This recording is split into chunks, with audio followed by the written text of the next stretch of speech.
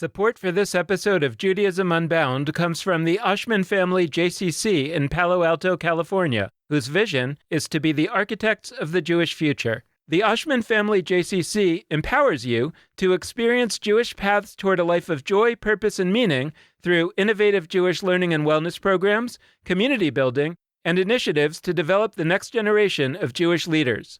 Learn more at www.paloaltojcc.org. This is Judaism Unbound, episode 294, The Jewish Asian Film Project. Welcome back, everyone. I'm Dan Liebenson. And I'm Lex Rofberg. And today we are so excited to be here with the creators of an exciting project called Lunar, the Jewish Asian Film Project. Before we jump into that interview, just a reminder that if you have been intending to sign up for the first set of classes offered through our new Unyeshiva project, if you're listening to this podcast on the weekend that we release it, our classes are starting next week, Monday and Tuesday. So there's no time like the present. Sign up now. Go to www.judaismunbound.com/Unyeshiva or just head to the Judaism Unbound homepage and click on the link there to the Unyeshiva to explore the offerings and sign up. We can't wait to learn with you. Now to today's conversation. Our guests, Jen Slosberg and Jenni Rudolph, are part of a creative team that put together 6 videos exploring the Jewish Asian American experience, and that is just about to release season 2 in just a few days on October 6th.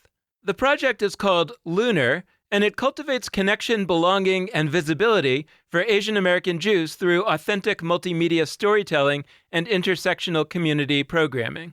The videos feature interviews with a cast of Asian American Jews, and each video explores a particular topic and puts the various cast members in conversation with one another through masterful editing by one of our guests today, Jenni Rudolph. We're really looking forward to talking about this project and what comes next, and before we do, just a few words of introduction. Our first guest, Jen Slosberg, is the executive producer of Lunar. She is a writer, community organizer, and Jewish nonprofit professional based in the Bay Area. In her day job, she works at a wonderful organization called Urban Adamah, which provides farm-based community building experiences that integrate Jewish tradition, mindfulness, sustainable agriculture, and social action. At Urban Adamah, Jen Slosberg is the Young Adult Programs Associate and Peer Connector, and as I said, at Lunar, she is the executive producer. Our second guest, Jenni Rudolph, is the executive creative director of Lunar. Jenni Rudolph is a Los Angeles-based songwriter, vocal producer, and video editor.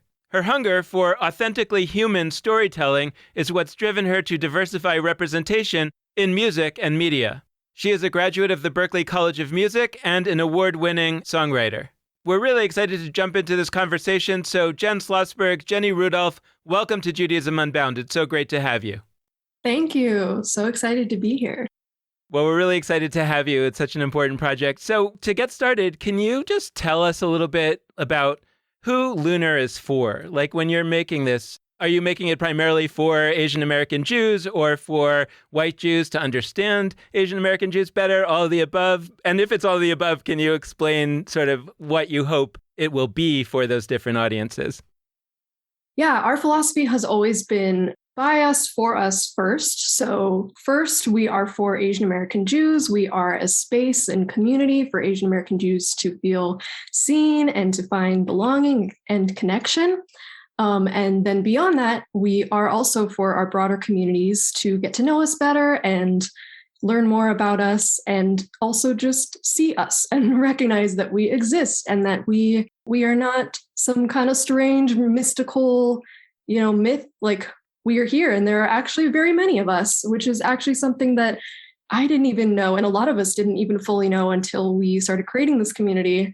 A lot of us felt these same feelings of like, oh, I think I'm the only one, like not even bothering to try to seek out the community because we were all just assuming that it wasn't out there and that we were just so different that we're just the only one. Just everyone was like, whoa, there are so many more of us than we thought.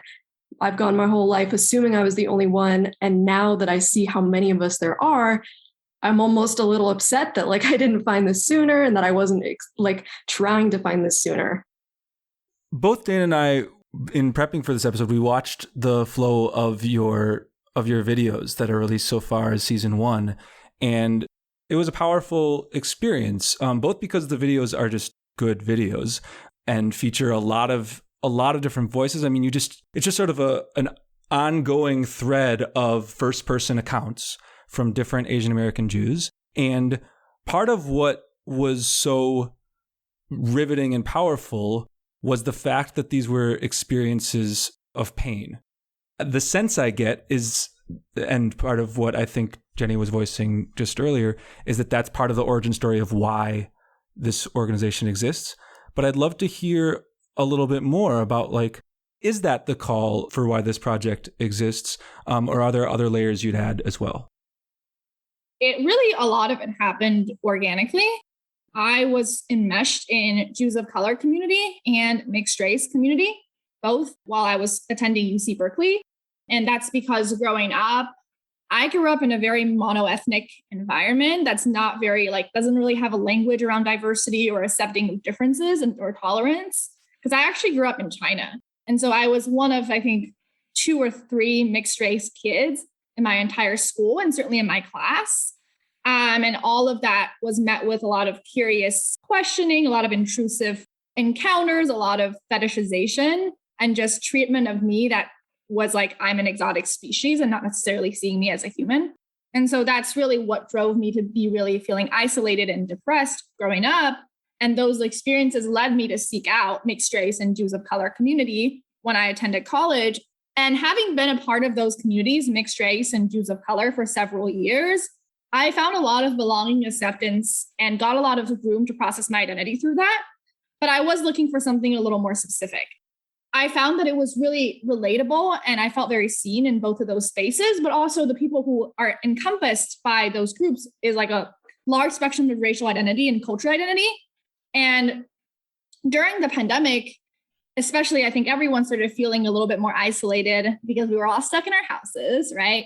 And for me, it was my apartment at college. And I was kind of like, I wonder what it would be like if we had a lot of Asian Jews do something together. And I also simultaneously knew there were equivalents of what Lunar is in the Jewish community for Jews of color. There's the Black Jewish Liberation Collective, there's Jutinaiko. So I was like, why doesn't something like this exist for Asian Americans? And there's several reasons why that could be. But essentially, I just saw this video right around the time of isolation of Jenni talking very, very specifically, again, that specificity about her being Chinese and Russian Jewish on this video by Jubilee Media. And I was like, okay, so somebody else is out here talking about this. So why doesn't it exist? Does she know that other people like her exist? I don't know. Maybe she does, maybe she doesn't. And so I just reached out on Facebook because again, I was feeling isolated. And she was like, what? Oh, wow, you're Chinese and Jewish too? And then in my mind at the time, I was like, more and more and more people that I know have this shared common experience of being Asian American and Jewish. What would happen if we just brought all of these people together? What kind of magic would that create, right? And so initially, me and Jenni then created a video along with 3 other Chinese Jewish women just about our experience. And that was very transformative. I describe Jen as being my mixed twin, and I talk about the experience of finding my mixed twin as something that was really magical and that I recommend for all mixed people to find someone who shares your exact mix. But, from my perspective, how was I going to say no to someone reaching out to me wanting to talk about my very specific background? I definitely didn't know any other Asian American Jews in general outside of me and my sisters. So it was kind of this push and pull of oh my gosh, there's someone out there who's just like me. I have to talk about this. We should unpack what it means to be living this identity and dig into it. But at the same time, I also felt a little hesitant because my whole life, I went to a Jewish preschool, but beyond that, my connection to Jewish community has always felt very distant and not as accessible to me. And same thing with Asian American community. I haven't really ever fit in there. So anything relating to my identities, racial or cultural, has always come with this side of hesitancy. It's always been am I Jewish enough to talk about this? Am I Asian enough to talk about this? Will I be able to talk about things correctly? And I think that is something that has always followed me personally with these things. Will I mispronounce words? Will they mention something that I've never heard of? Am I not being Jewish correctly or being Asian correctly? I do also want to add that even though that is a very common experience that has come up a lot among our cast, and I know I'm not alone, it's also not the only experience. Part of what's been so amazing for me is just meeting all these Asian American Jews and realizing, one, that I'm not alone, and two, that we are incredibly diverse, even within this like seemingly very niche intersection. And the amount of access that they have to their cultures and how they connect to their cultures, it's just been such this broad range. And so seeing not only folks who also have felt disconnect like me, but also folks that are super connected and super confident in their identities and have found ways to enmesh themselves in the community and connect in ways that are meaningful to them, has shown me that like it's possible and that there's no one way to be Jewish, no one way to be Asian. And just seeing that range has been really powerful for me and has totally been a catalyst for me to embrace my own identity and really make it my own. My version of Jewish maybe doesn't match another person's version of Jewish or the kind of Jewish that I see on TV or among my Ashkenazi Jewish friends. Me as an Asian Jew, it always felt like a different kind of Jew, And now through creating Lunar, I'm realizing that we get to define it for ourselves and that we don't have to be the different one. So let's talk a little bit about the process of making these films. Once you had this connection and these revelations, how did you go about finding the other people, and what was the way that you conceptualized the films? Because they're on these particular topics. Like, how did you decide those topics? What was your approach? Pretty much at every single stage of this project, from finding team members to finding cast members to engaging with the larger community, it's all been virtual. It's been through through Facebook, through Instagram, through just online communities. And I think that's been really powerful because it's connected us with folks who are not geographically close to us, but it's also connected me with folks that are geographically close to me that I just didn't realize were out there. I think, especially the timing of this, the fact that Lunar came to be during the pandemic and during also times of pain and trauma for both of our communities, it was something that we really needed. And it just makes me really grateful that the internet exists and that Zoom exists and that we were able to find others like us through mediums that have previously felt kind of isolating to me. Following up on that, the two of you could have connected and decided, hey, we want to do something together. And it could have been any number of things, but the particular thing that it is a film project. And I'm intrigued at that.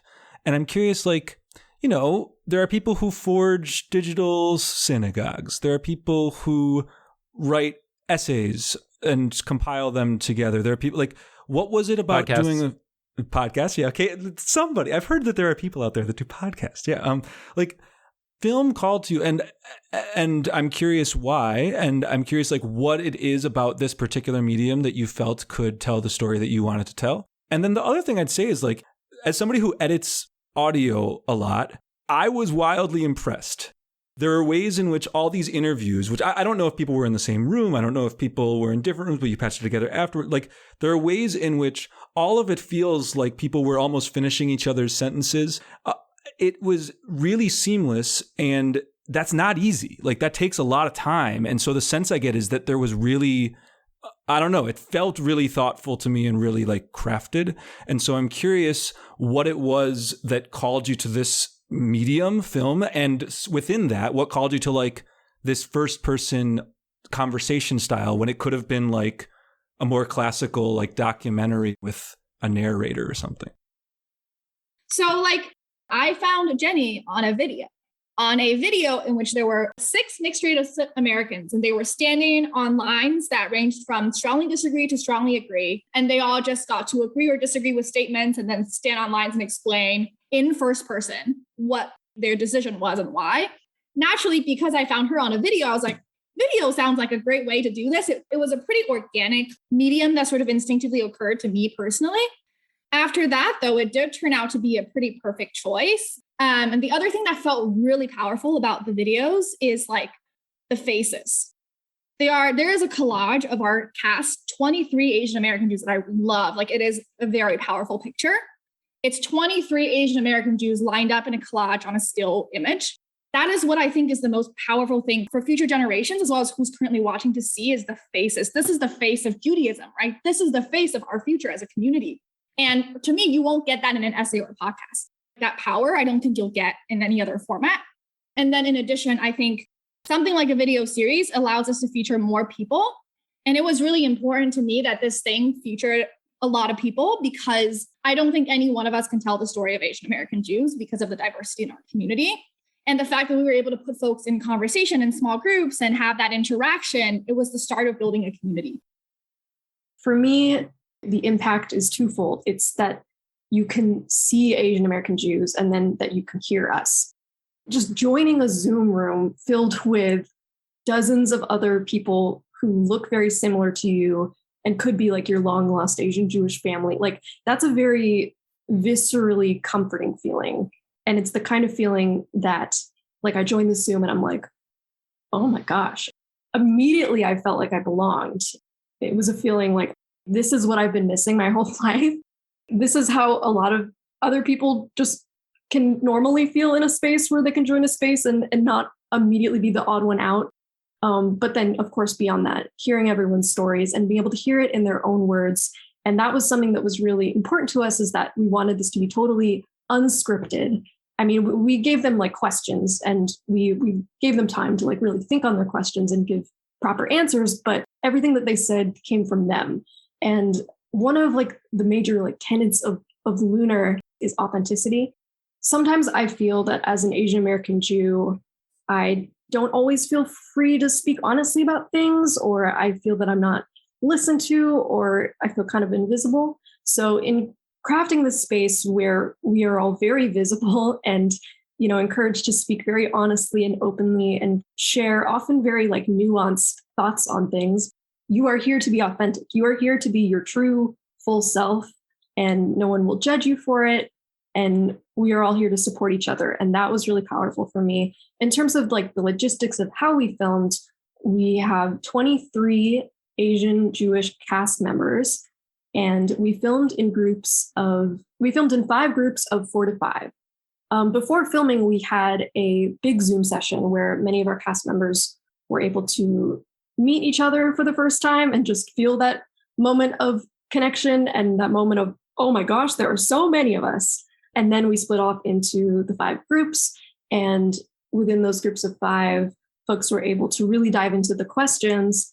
And in response to what you said about the editing, thank you for noticing, by the way, like the flow of it, because that is something I'm really proud of, and also something that I kind of got lucky with, because in editing the videos together, the cast members, you know, even though there was such a range of experiences, they often did speak on very similar things. And so I was able to kind of structure the videos with a flow that incorporates all of their stories bouncing off of each other and kind of weaves in this like central arc of what does it mean to be Asian American Jewish, while also showcasing their individual answers. And another part of my approach to editing this was I really wanted to edit with integrity, knowing that for many of us, we may come into a space, whether that be a Jewish space or an Asian American space or a white American space, any space really, holding this complicated identity often means that we are tokenized,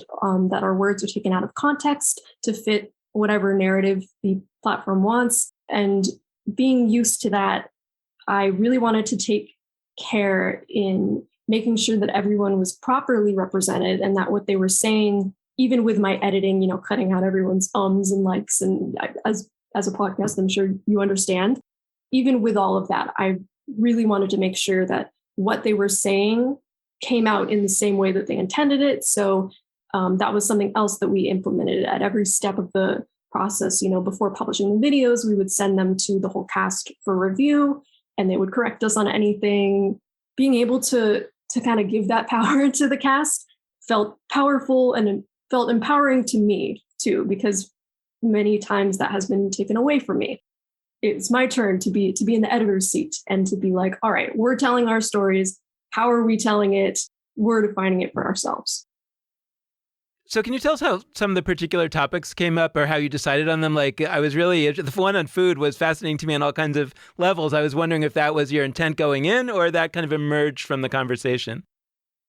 Absolutely. So it's a little bit of both. So essentially, like we mentioned before, the genesis, like the precursor to the video series, was just a longer Zoom conversation between 5 Chinese Jewish women. The actual series came about because one of the people in that initial Zoom reached out to us, who works at the Jews of Color Initiative, and is like, would you like a mini grant to do more? We were like, okay.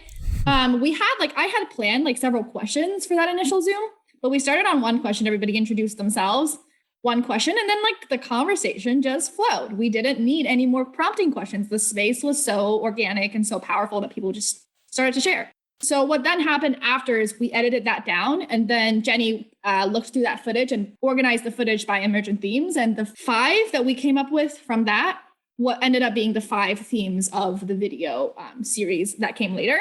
So what I think is really poignant about that is the fact that what we chose to structure our series around came directly from a group of Asian American, and in this particular case, Chinese American Jews.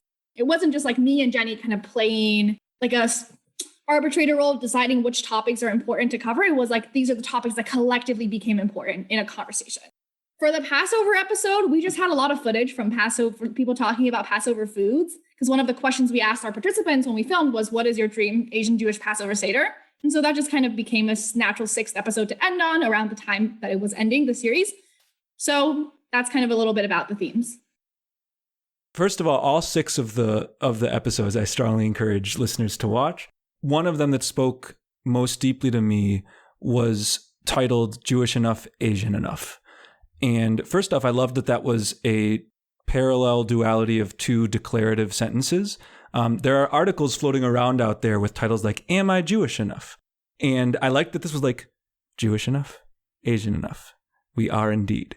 And what struck me right at the beginning of that episode, and this was after I had seen some of the other episodes with the same cast members, at least one person, maybe a couple, but at least one person was like, I wasn't even sure if I was sort of allowed to be part of this series. When you reached out to me, I wasn't even sure I could do this because I felt like I wasn't truly Asian enough and this was right after I had heard that same person give the most powerful set of words in one of the previous episodes. And it really hit me that okay, we got work to do on this.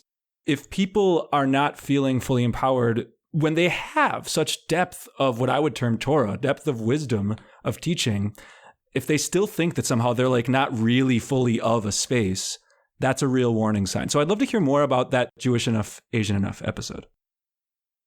First of all, thank you for your compliment on the title. We were back and forth a bit on figuring out how to title it. I think we did play with as a question, am I Jewish enough, or feeling not Jewish enough? But we really did settle on that very declarative Jewish enough, Asian enough, period. Almost announce for my younger self, no, yeah, you are. You're enough. Mm-hmm. No question. It's in a video title now, so it's official. That video was recently selected to screen at Mixed Asian Media Festival.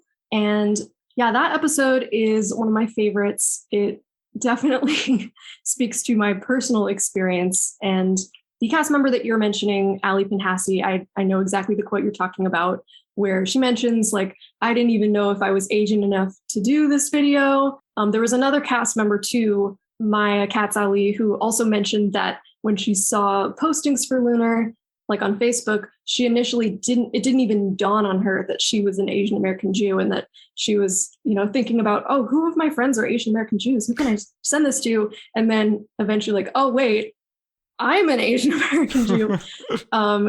Hearing those things, I found a lot of humor in them because I found them very relatable, but also this feeling of this is the reality of many of us in the community, is this is so powerful, finding this community for the first time and really being able to say, this is a space for me, I fully belong. And accepting that belonging, I think, is also a journey when you've been, deprived of it for so long. I think what you pointed out is really important, is that a lot of folks were I'm not sure I count. When given affirmation and belonging on a silver platter, people were what? Do I deserve this? And that's imposter syndrome right there. It's am I enough to do this? I grew up having my Jewish and Asian identity being very separate. This is speaking from a perspective of someone who's mixed race and has one parent of each background separately. My mom is Asian, but is not Jewish. It was a lot of I see these things as 2 separate things that cannot come together. And in the Jewish community, I do think that has to do with Ashkenormativity and just like the fact that what is a acceptable and traditional form of Jewish cultural celebration is Ashkenazi, even though there are like millions of Sephardi Mizrahi Jews who have many traditions to contribute. And so seeing like the fact that the two identities can merge and culturally can belong together, we represent an intersection, Asian American and Jewish. And it's not just like Asian Americans this, Jewish this, not building a bridge between two communities. It's literally amalgamation through us and our stories. And so that's like one piece that I think really is something that I struggle with, and a lot of other folks in our community struggle with, is just seeing that those identities can exist cohesively. I would also say, at least from my perspective of being a mixed race, Asian American, Jewish woman, I constantly feel the need to like preface myself or, soften what I'm saying or maybe not speak up. And I think another piece of that, in addition to, the Ashkenazitivity that Jen mentioned, is also that because my two communities are often stereotyped as like model minorities, in any space, I often feel the need to like check my privilege or to be like, do I have the right to speak up in this space? Am I speaking over anyone? And that is something that I've kind of had to get over. Of course, it is important to be aware of my privilege, of course, but it is something that has prevented me from genuinely connecting with others who share my experiences. And I think that is a major thing that we've been trying to cultivate in the lunar community, is like, we are all here to listen to each other, to understand each other, and that our place on the spectrum of marginalization and privilege is very nuanced for all of us and can shift over time and is just complicated. And we come into the space just accepting that and not needing to, apologize for ourselves. Can we talk a little bit about what's next? I know that you have a second season coming up. And first of all, I'm curious, how is the second season different from the first season, or is it an extension of it? And then I'm curious about where you see this going from here. And I guess I have that question on two levels. One is, do you in particular plan to do anything that's beyond making these films? But also, whether you are or not, what do you think is needed? I mean, what do you think should be the next step that maybe somebody else should pick up on what you're doing to create? Like, what would really be a contribution in this space that would improve everything that you're talking about? Yeah, so season 2 is coming. October 6th is the first episode. Please watch on YouTube. Season 2 really is an extension of season 1 in some ways, because it is the same set of folks having the same set of conversation, but it's also distinct in that I think in season 1, we were really preparing the world to receive something like this. We were kind of like, this is who we are. We're Asian American Jews. We exist, we matter, we belong. And here are things that we have struggles, triumphs, successes, and trials with in a more general sense. Other than like, I think really 1 or 2 episodes, we didn't dive super specifically into a lot of very nuanced societal patterns in a super analytical way. I feel like it was a lot of lived experience, which is like what I think is necessary to start the conversation, because everyone thrives on stories. Everyone loves to hear stories, and stories really captivate, compel, and drive people. And I think season 2 will have plenty of stories, but it is also, here are some like relevant topics that pop up in the larger society and community. And this is how we as Asian American Jews think about them. So some episodes address kind of the role of media representation. That's a huge topic of contention in the Asian American community. And to some extent, also Jewish representation has been laced with Ashkenazitivity and anti-Semitism. So that comes up a little bit. We also talk about what is the role of like heritage language? Like, how do you access a language and like feel connected to your culture as a result? And then we also discuss a little bit more juicier, like about religion, like how is each of us relating to religion in a very specific way, and what does that mean for our lives? So I think that season 2 is a juicier, deeper, more nuanced dive into some commonly brought up societal topics that exist in Jewish and Asian American circles. So to your question, Dan, about what do I and what do us as leaders of Lunar think that the world, or the Jewish world, the community, whoever else needs for Asian American Jews to belong and thrive? The true answer to that question for me is, I'm not sure. And I don't think I'm supposed to be sure. I'm supposed to know, or I'm supposed to guide that journey. Certainly not alone. Not even me and Jenni together can encompass all the possibilities there is of holding the Asian American Jewish community. Because Lunar is currently as far as I am aware, the only project/organization that exists in the Jewish community that explicitly only serves Asian American Jews. There is a lot of pressure to look to us for leadership and guidance as to what is best for this community. What do you think for this community?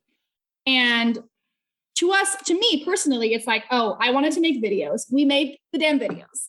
From there came this beautiful, gorgeous, vibrant, diverse, excited, and eager community who's Asian American and Jewish, and who have all kinds of amazing ideas for what that could mean in terms of projects and creations and programming and events and resources of like, how do we enrich the tapestry that is Asian American Jews and broader that is Jews of color? Me and Jenni took up the mantle of a very small piece of movement leadership. We decided to make some videos and we decided to help steward this community and get it going. But honestly, I really want it to be a group effort. I want it to be different leaders who have different ideas and who want to emerge new things. It's not up to the two of us to decide what's needed or what's wanted for Asian American Jews. It's up to Asian American Jews as a collective to decide. And I'll also say the idea that there needs to be one or two charismatic leaders per community who is the voice of that community, one, that puts a lot of pressure on the leaders themselves, and two, that kind of top-down leadership. That's a tenet of capitalism right there. We need collective, community-driven leadership, and that is what Lunar is all about, community-driven, community-led. The natural and best path for Asian American Jews moving forward is for Asian American Jews, as many as possible, to have access to leadership opportunities, funding, and support and resources to create things of their own, just like me and Jenni did. We thought about something we wanted to make, wanted to see for the media, for the community, and we did it. And as many people can do that as they want. And it is not for me and Jenni to decide or envision what that looks like. It is for the whole group. So first off, that was really, really powerful. And on many fronts, that is an important thing for us to hear, for listeners to hear. So like, let's soak that in for a second. I do have a question that is very different, but I want to note that first. So my different question, and I've asked versions of this question many, many times. I am obsessive about names of things. I think a lot about titles of things, and Lunar is a really cool title. And I hope it's clear. I'm not just saying that to you because you're guests on our show. Like, I think there are characteristics of the word of the term Lunar being used for an organization that matter a lot. So I think too often Jewish organizations default to Hebrew or Yiddish terms, which on the Jewish enough front, if you don't know Hebrew or Yiddish, that's automatically going to be kind of scary for you. But why is the name Lunar? Like, there's some powerful, I think, messaging happening there. I'm curious what the messaging in your voices is. I'm a Chinese Jew. I got two lunisolar calendars going on. The Chinese holiday cycle calendar and the Jewish holiday cycle calendar, both of which are based on cycles of the moon. So actually, this is kind of funny side note. In Chinese, the lunar calendar is not called the lunar calendar. It's called the farm calendar, Nongli, which is funny. But I actually came up with this just like struggling to pick a name. We were like, what do we call this? Like, there's so many options. There's like diaspora things. There's like, belonging things. And then I was just like one day sitting on the toilet and there it was, Lunar. I was like, hey, Jenni, how about Lunar? And basically the very literal like evocation that it makes is that it's, both Jewish and a lot of like Asian cultures use and rely on the lunar calendar, the lunisolar calendar for holidays and important occasions during the year. So that's literally the baseline was that was an overlap between our cultural experience, but there's so much more to it that I'm sure Jenni can elaborate on. Yeah, so I am a songwriter, so my brain is constantly thinking in metaphors. So when Jen mentioned lunar, I was like, ooh, lunar, like the moon, like the phases of the moon. And then I realized that this term lunar had a lot more meaning to me in terms of my identity. I see identity as being very fluid, throughout a person's life. It fluctuates a lot. Like when I was a toddler, I definitely felt more Jewish because I was in a Jewish preschool. And then after preschool, I felt very separate from Jewish community. And so then I felt more Asian, not even because of connection to Asian or Chinese American culture, but because that was put on me as people, read me as Asian and treated me accordingly. So then in that period of my life, I felt more Asian or expected to be more Asian. Coming to Lunar has given me a space to really embrace both of them symmetrically. I describe it as being very symmetrical because I'm embracing both in what feels like a very balanced, a very centered way. But yeah, the meaning of the name lunar. Identity is very fluid. It fluctuates over time. And often the side of you that people see is not all of you. There might be more, the dark side of the moon. There's always more beyond just the one face of you that they see. And then also, as you mentioned, we wanted to take care to not use, a Hebrew word, and also not anything specific to any one Asian culture. I think that was something we definitely kind of grappled with, not only in naming lunar, but also thinking of like our logo and our imagery, and just in general, with the understanding that like Asian American is already such a broad category. And like, yes, we're all like racialized a certain way in the US, but it just encompasses such a big part of the world that it feels kind of weird to lump together all of these distinct cultures.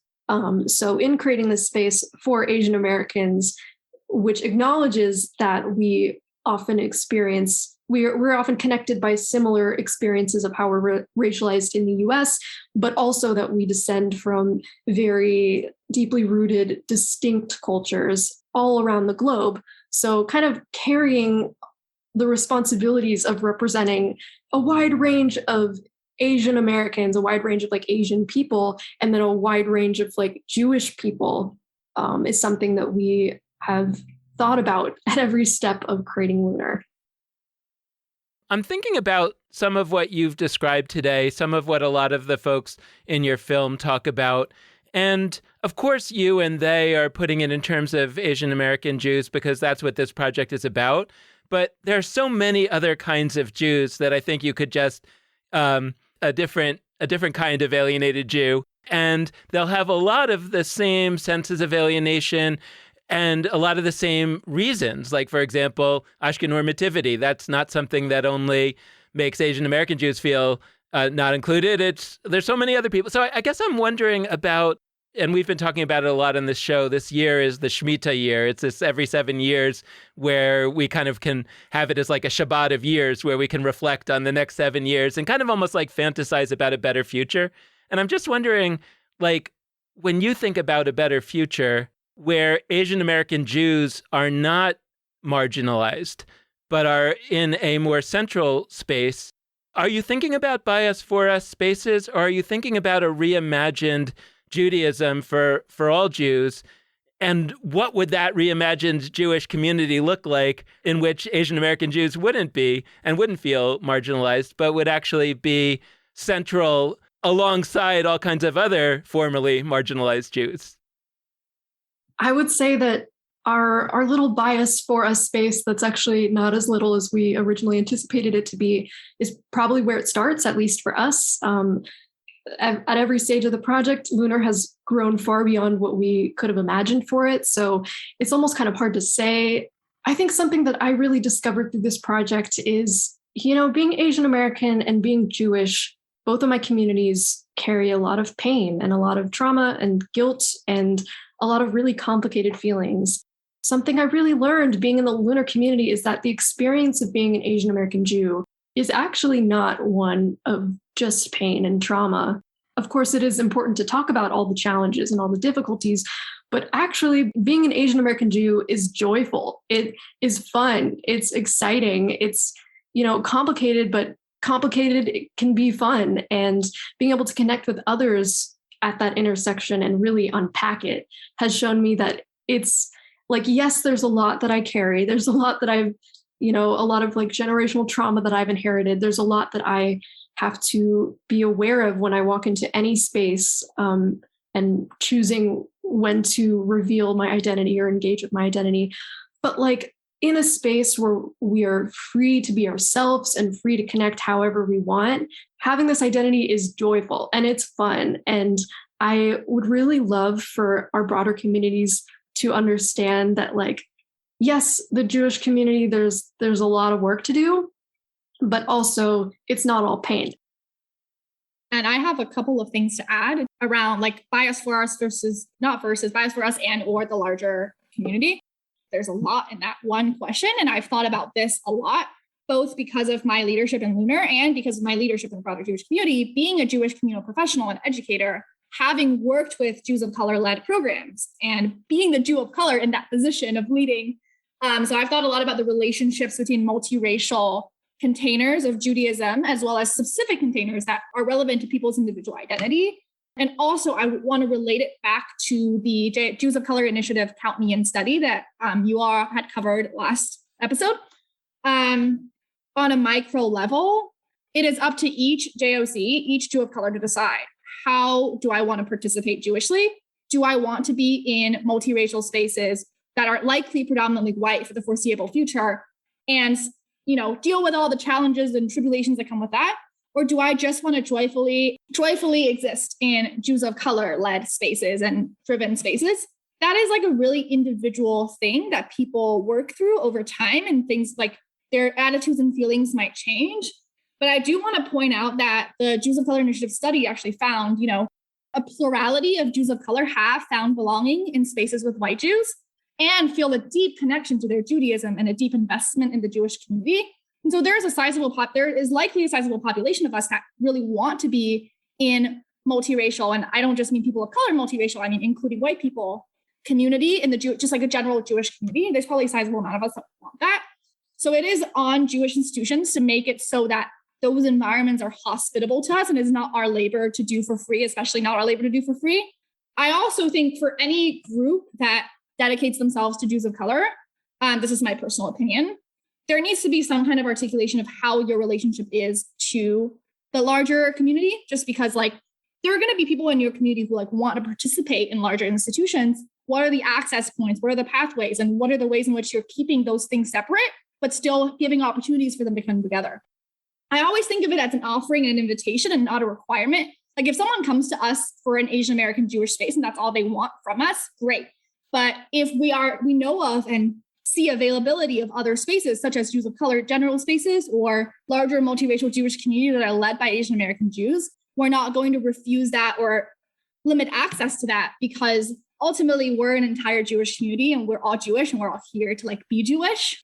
So if, let's say, you're designing a program or creating a container that exists for Jews of color within the larger context of a white-led institution, like a larger organization that's been predominantly white for decades, and there's no articulated vision of how that fits into your larger anti-racist strategy or how the participants in the JOC program are going to interact with, if they are white people in your organization, that's still not an equitable program. That's not a well thought out, well-designed program, because you're not taking into account that inevitably existing in this community, most of the people that they interact will be white. And obviously for individual JOCs, that relationship is decided for themselves. But for the larger thing that you're designing, if there's not a clear line of okay, what is the role of the larger institution in supporting, investing in, and resourcing this, then that creates an equity challenge. So yes, I think there needs to be the affinity space and the trust that's built into bias for us. But at the same time, we do exist in a larger ecosystem, and that larger ecosystem has white Jews, and that's unavoidable, So I have a strange closing question, which relates to the fact that, Jenni, you and I both spend time editing media.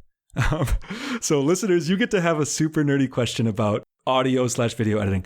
You mentioned really briefly in one of your answers before, Jenni, that there's a power in being an editor, that there's a difference between being a voice welcomed into a space, being a voice that is, say, featured in a film, and being the one that's actually, I'm going to use the word redacting it. I'm using the word redacting on purpose because the word redact is often used in the context of the Torah, where you talk about there were these different sources in the Torah, and somebody afterwards sort of put them all together and chose the order and cut things out and put certain things in. And if you talk to scholars of the Bible, they often assert that that person who's doing that editing work actually has as much control or more than the people who came up with the original stories. Given that role of redactor in Jewish history with the Bible sort of holds this big weight, and also, by the way, in the Talmud, there's the late person, the Stam, that people talk about, who is the redactor of the Talmud. What is it to have that role as a steward, as an editor, as a redactor of a piece of Jewish anything? I mean, in this case, it's a beautiful Asian American, Jewish American film series. But I'm curious, like, Jenni, what can you teach me as somebody who does some of this editing also, but also anybody out there who's never thought about the power of that work? It's extremely empowering, like truly. I'm a creative person, so I do video editing, I write songs, I do music.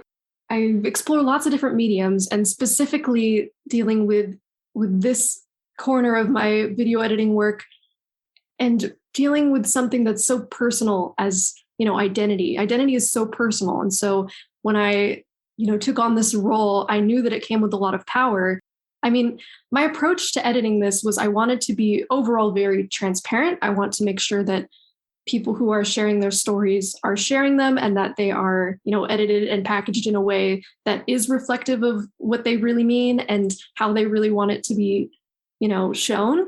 So I tried to be hands-off in like censoring anyone and just really wanting to show the full spectrum of people's experiences, rather than, we didn't really have any specific, like, all right, so this episode is all about belonging. So we only want to show the responses where people share painful experiences. Like we really tried to make space for full range of experiences.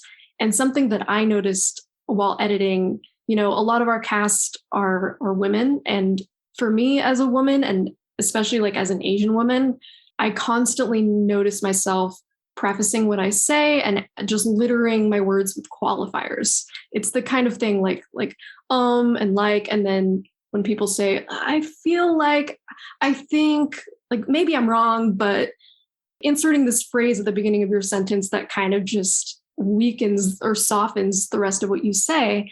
And so a lot of what my role became in editing, in just chopping up people's sentences, it became, is this qualifier actually important to what they're saying?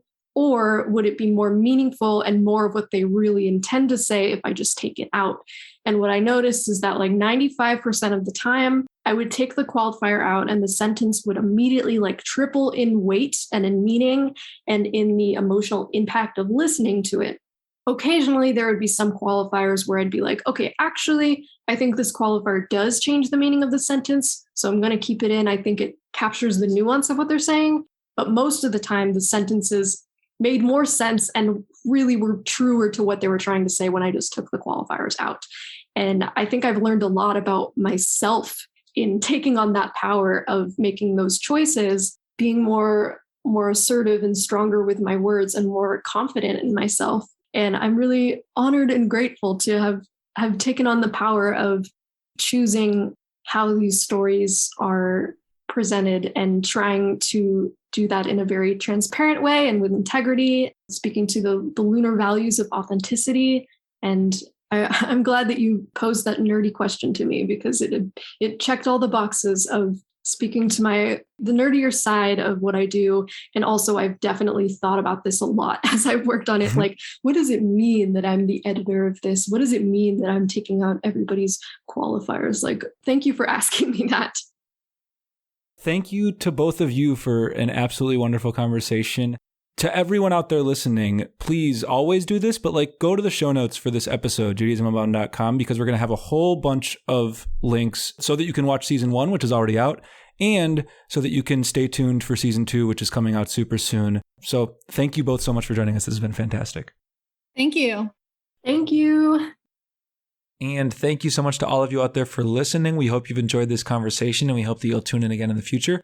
First and foremost, I mentioned it pretty recently in this episode, but I'm going to mention it again. Watch Lunar Season 1, which is already out. You can check it out via a link in our show notes on our website, or you can go to Bacola Shon's website where Lunar's videos are housed.